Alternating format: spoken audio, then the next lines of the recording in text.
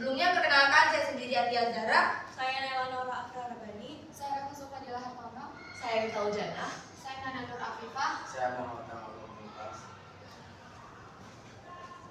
Pengertian OJK atau Otoritas Jasa Keuangan adalah lembaga negara yang independen yang punya fungsi, tugas, dan wewenang pengaturan, pengawasan, pemeriksaan, dan penyidikan sebagaimana yang dimaksud dalam undang-undang ini. Pemimpin tertinggi OJK adalah Dewan Komisioner yang dipimpin oleh Ketua Dewan Komisioner. Anggota Dewan Komisioner yang bertugas memimpin pelaksanaan pengawasan kegiatan jasa keuangan dan melaporkan pelaksanaan tugasnya kepada Dewan Komisioner adalah Kepala Eksekutif. Tujuan OJK: A. Agar keseluruhan kegiatan di sektor jasa keuangan terselenggara secara teratur, adil, transparan, dan akuntabel. Yang kedua yaitu agar keseluruhan kegiatan di sektor jasa keuangan mampu mewujudkan sistem keuangan yang tumbuh secara berkelanjutan dan juga stabil. Dan yang terakhir, agar keseluruhan kegiatan di sektor jasa keuangan mampu melindungi kepentingan konsumen dan masyarakat.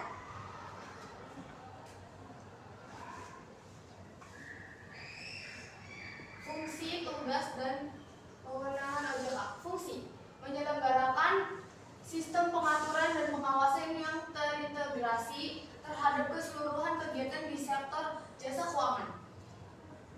2.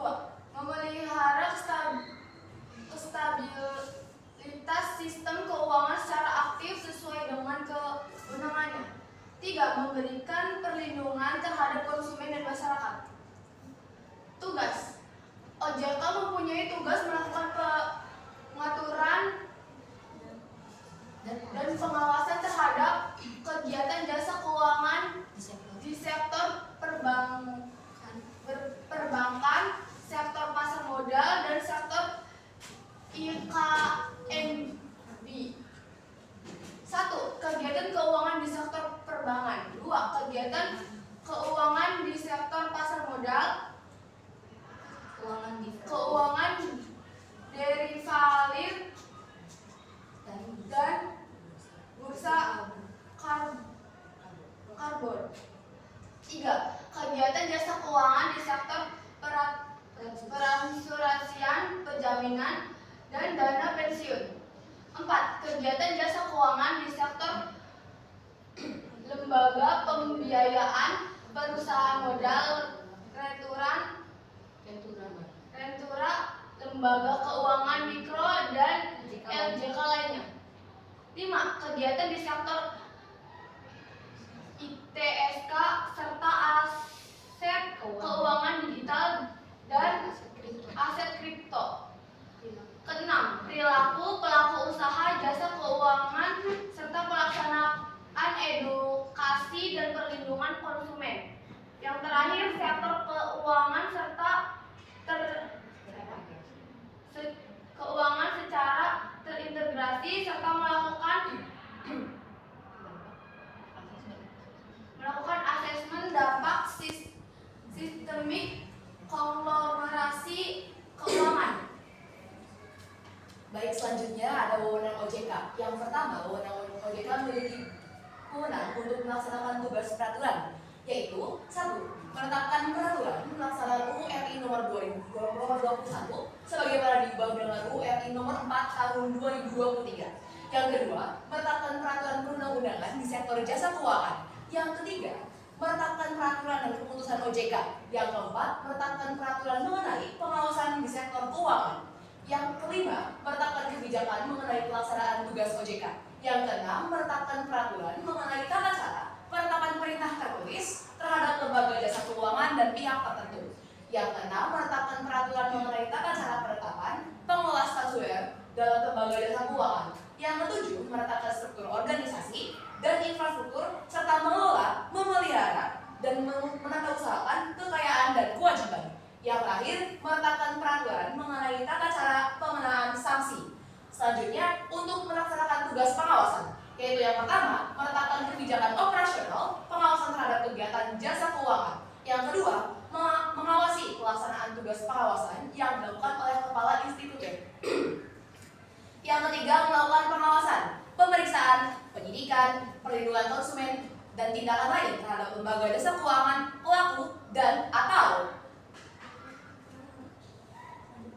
penunjang kegiatan jasa keuangan. Yang keempat, memberikan perintah tertulis kepada lembaga jasa keuangan dan atau pihak tertentu. Yang kelima, melakukan penunjukan pengelola statuter. Yang keenam, menetapkan penggunaan pengelola statuter. Yang ketujuh, menetapkan sanksi administratif terhadap pihak yang melakukan pelanggaran terhadap peraturan. Yang kedelapan, memberikan dan atau mencabut izin usaha, izin perseroan, pernyataan pendaftaran, surat tanda daftar, persetujuan, pengesahan, dan lain-lain. Selanjutnya, untuk melaksanakan tugas pengaturan dan pengawasan di sektor perbankan sebagai berikut. A. Pengaturan dan pengawasan mengenai kelembagaan bank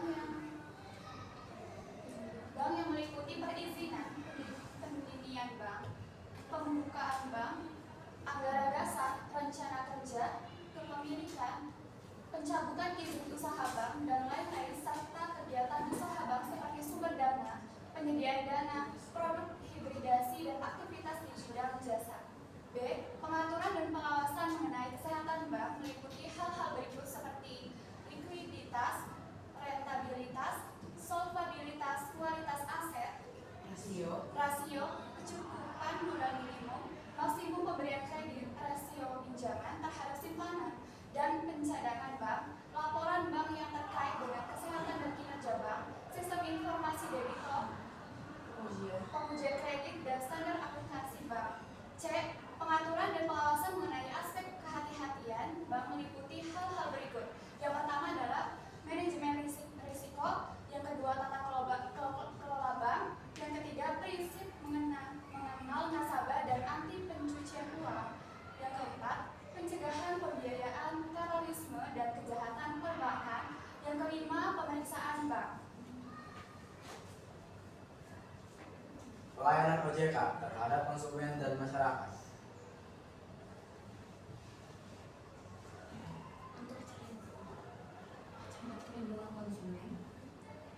Untuk perlindungan konsumen dan masyarakat, OJK berwenang melakukan tindakan pencegahan kerugian konsumen dan masyarakat yang meliputi hal-hal berikut.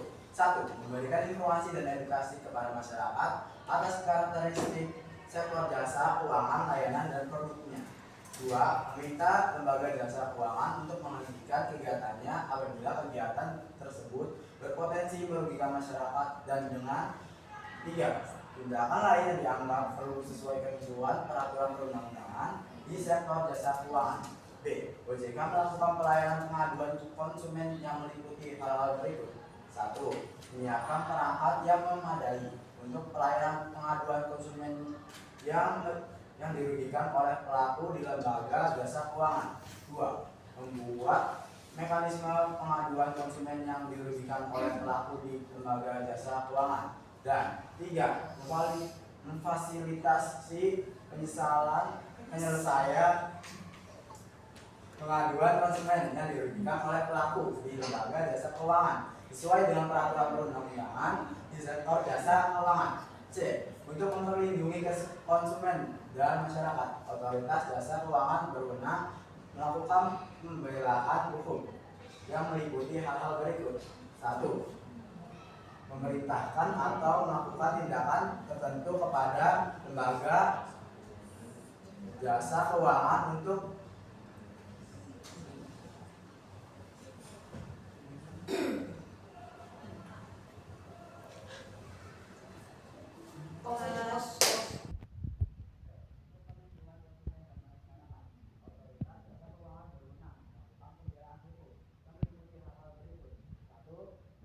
memerintahkan atau melakukan tindakan tertentu kepada lembaga jasa keuangan untuk menyelesaikan pengaduan konsumen yang dirugikan lembaga jasa keuangan dimaksud.